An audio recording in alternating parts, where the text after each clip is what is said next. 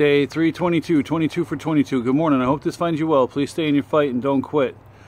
Well, yesterday that time change whooped my butt. I was off all dang day. Didn't feel good, freaking tight. That I think is just being me, but just felt off all dang day. Didn't pick up till about 4 or 5, 6 o'clock last night, where I started feeling back to normal. So I took the day off. I apologize. Today, talk a little bit about stigma. There's so much to stigma about the veteran community. Everything from just us serving and then we're baby killers, all the way to that we're gonna snap because we've been in the military or been overseas and been to combat.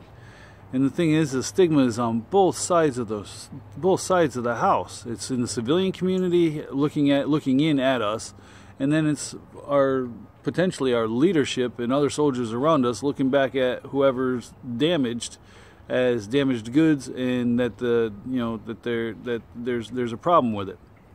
Now, like I said, it's a complex issue. The whole dang thing is freaking complex. There's no easy answer. There's no easy fix. There's nothing easy about it.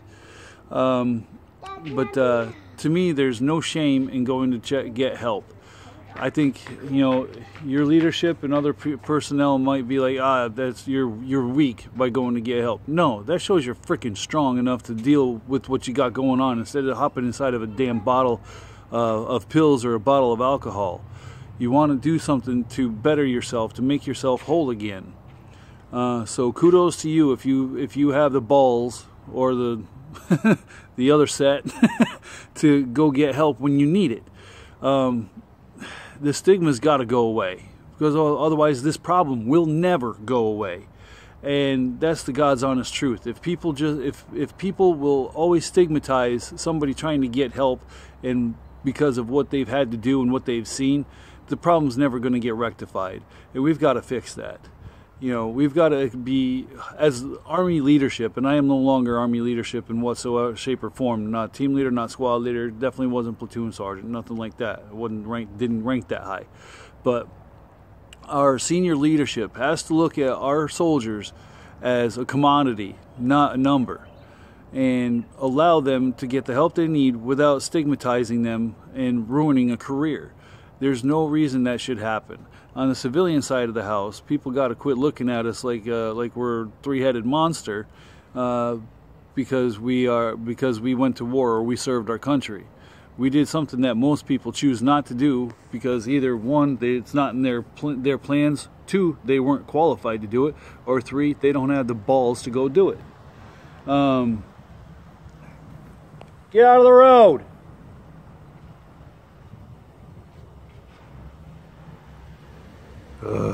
Lost my train there.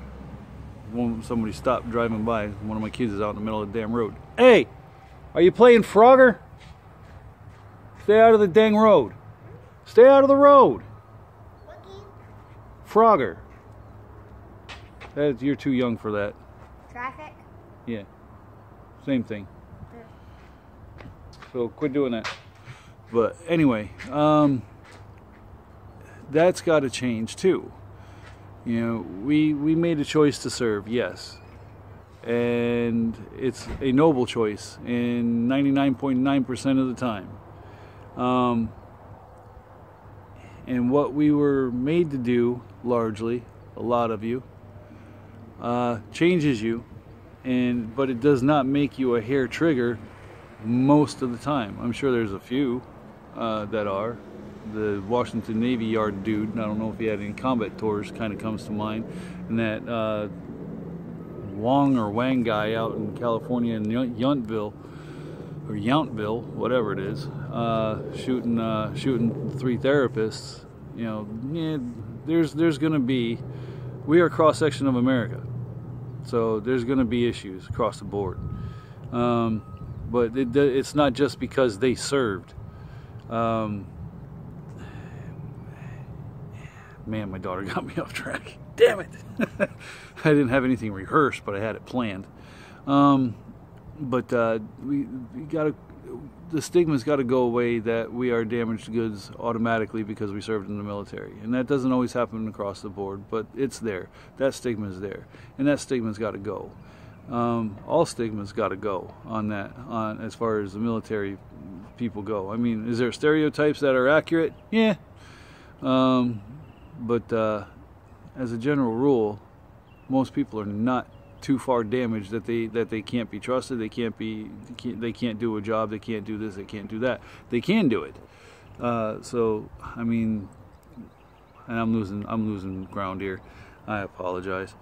But we've got to fix that. I think the biggest problem is inside the military and the stigma attached to from leadership to whoever goes to seek help. Even if it is leadership seeking help, they get looked at, they get frowned upon. At least that was the case when I was in. And I've heard of cases since I've been out. So that's got to change. Because if we can't fix ourselves from within, how the hell are we going to fix ourselves from out here?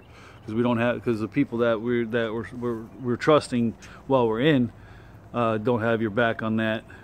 How are they going to have it out here? Because they have no clue how to understand it. All right, push-ups.